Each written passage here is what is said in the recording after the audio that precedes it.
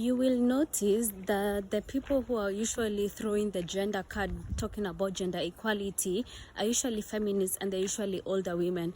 People never ask themselves why it's usually the older women who are fighting for the rights of the young and upcoming girls. It's because they have seen it, they now know better, and they lacked the knowledge and the guidance that they required when they were in like their teenagehood into early 20s. Because we as ladies, we go through a lot.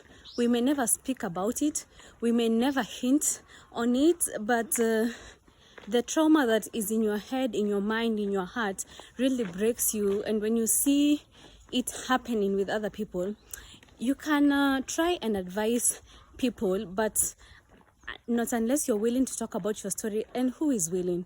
In our African culture, how our society is set up is, you can't suffer, you can't show your suffering in public, because at the end of it all, no one will want to be associated with you. But most of these things that are happening, even currently as we speak, it's things that I don't know about. It's things that happen in society. I don't know about other industries, but be careful, especially with your daughters, especially if you're an older sister. Please guide your younger siblings. Please direct them. Please just talk to them, because also something, you could have gone to school, you're the smartest, you're the most bright person, but reality is people do take advantage. I know of people the people that they looked up to, the people who mentored them, took advantage of them, and you can't really tell them this person was actually taking advantage of you, because it's also a gray area. How do I start telling you that the person that you love, the person that you can call anytime you need their help or you require some kind of assistance, that person is actually preying on your naivety?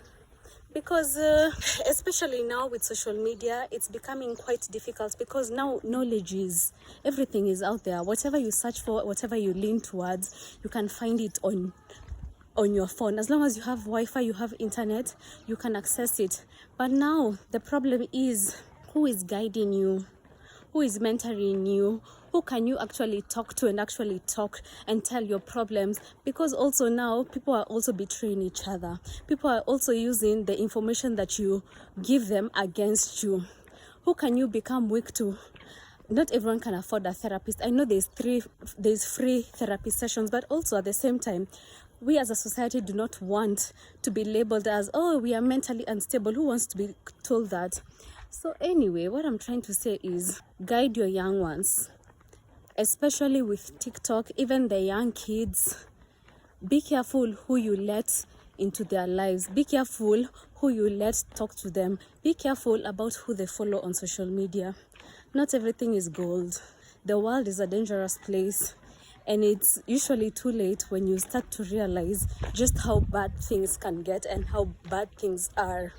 And most times you'd never have a shoulder to lean on, because if you open up your heart, no one wants to be associated with failure. No one wants to be associated with a broken soul. So you end up living in a bubble and smiling to the world, and yet in reality you're actually crying on the inside.